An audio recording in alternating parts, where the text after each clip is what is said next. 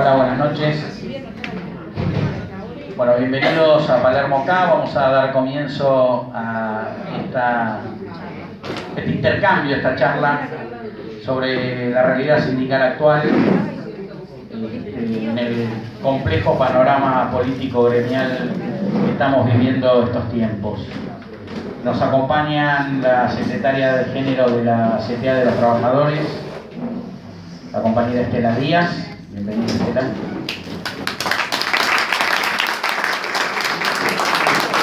Y Pablo Genaro, que es miembro de la mesa directiva, de la comisión directiva de ATE Capital.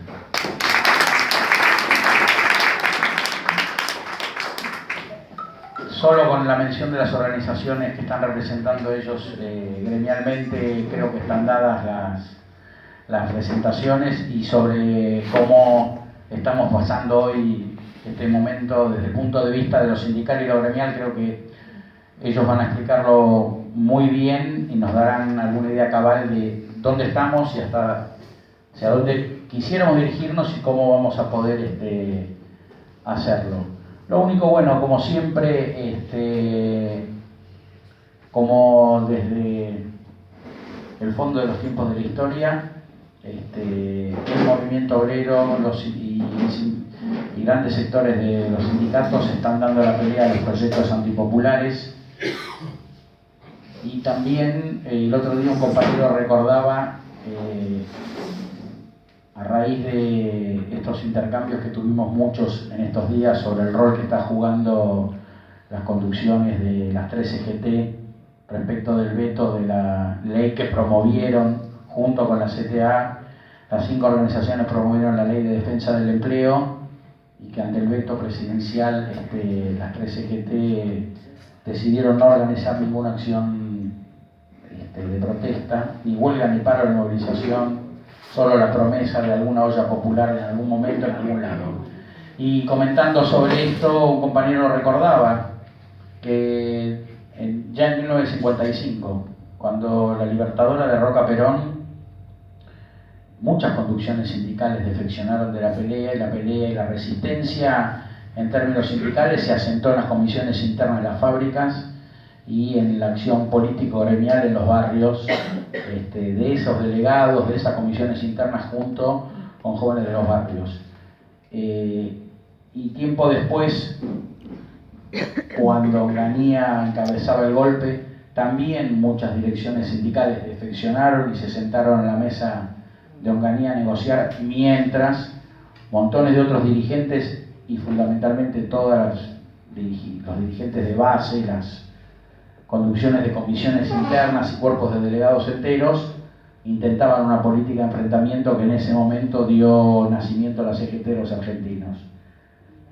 Después, en la larga noche de la dictadura, otro tanto. Fue un grupo minoritario, fue el grupo de lo que después fue el gremio de los 25, y un gremio que había sido diezmado ferozmente en la dictadura, encabezado por dirigentes de base como la Unión Ferroviaria, los que dieron de vuelta comienzo a la lucha gremial y sindical en la dictadura.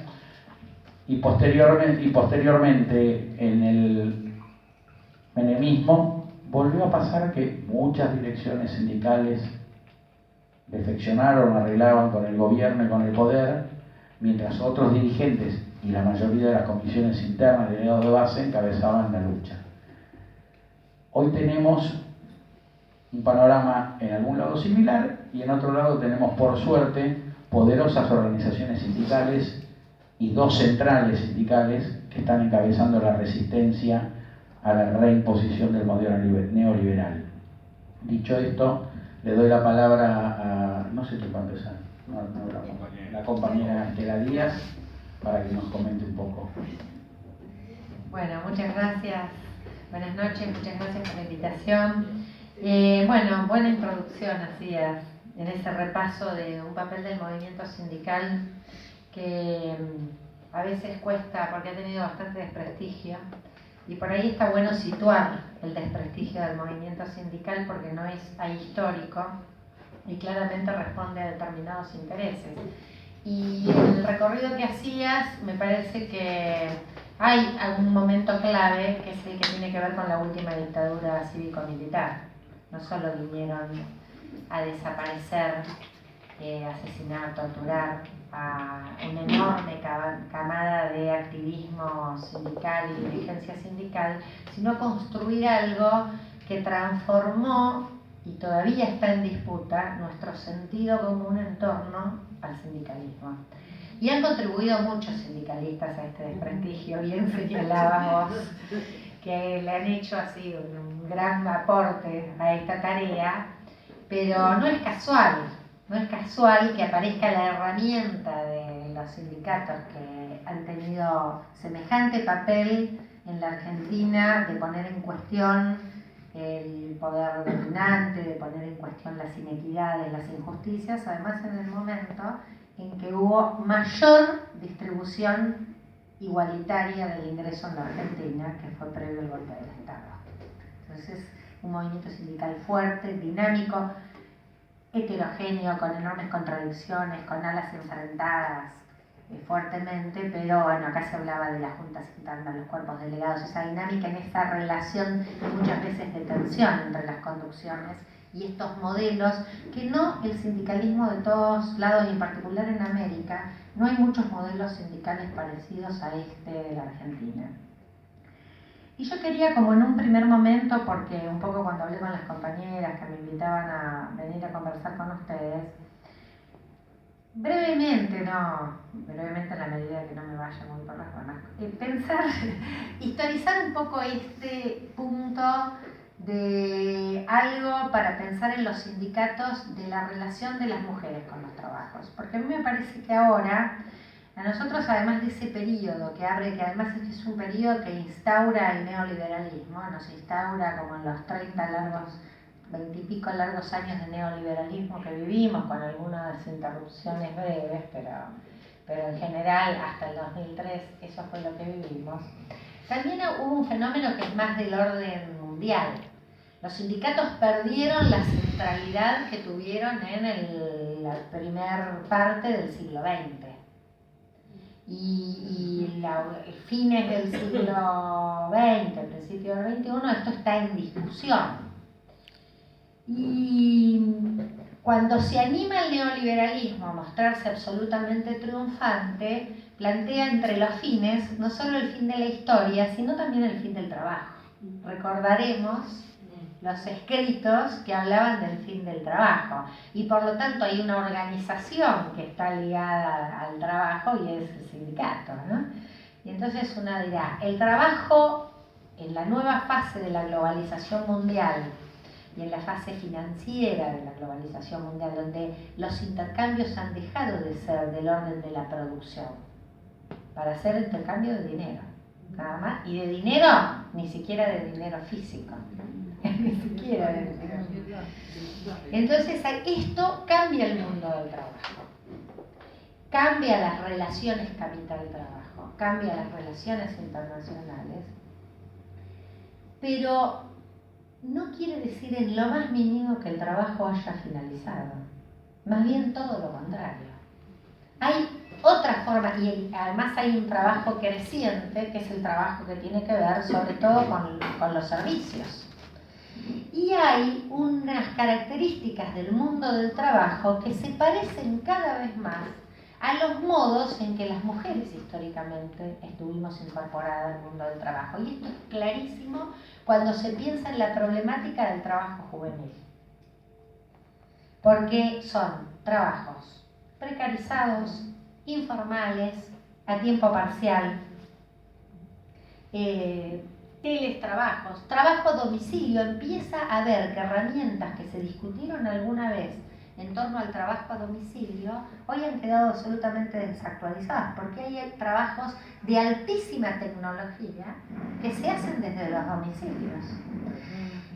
Y esto junto con la globalización de la producción del capital, en el sentido de que pueden intervenir como casi todos los continentes en torno a dónde se piensa el chip que se va a hacer para determinada máquina, de dónde se saca la materia prima con el que se lo va a hacer, cuál es el lugar a donde se genera el montaje y cuál es esa deslocalización, ha producido crisis que tiene que ver con también esta pérdida de la centralidad que tuvo buena parte de las últimas décadas del siglo XX de los sindicatos, que nacen como modelo de organización en la gran industria. El sindicato como modelo y estructura de organización nacen los grandes centros de producción industrial a partir de la revolución industrial y de estos procesos. Y crece este sindicalismo que es el que más conocemos. Entonces hay algo de lo que creo que sí nos vamos haciendo carne. Nos vamos haciendo carne contraculturalmente y en la pelea en contra de estos discursos, digo, porque además piensen que otra cosa emerge en las resistencias al neoliberalismo, una multiplicidad de movimientos. ¿Se acuerdan que del lado de la resistencia al fin de la historia, al fin de las ideologías del trabajo, aparecía la multitud? ¿Qué nos trae la posmodernidad? Incluso hasta como un pensamiento que intentó ser de superación, de resistencia de los pueblos, pero un pensamiento que rescataba una idea que ponía en cuestión cualquiera de las formas tradicionales de organización popular, ¿no? Ponía en cuestión los sindicatos, los partidos, hablaban de que estos eran la totalidad, entonces que nosotros teníamos que pensar en la multitud como ese fenómeno que no tiene un centro, sino que se difumina por todos lados y que no.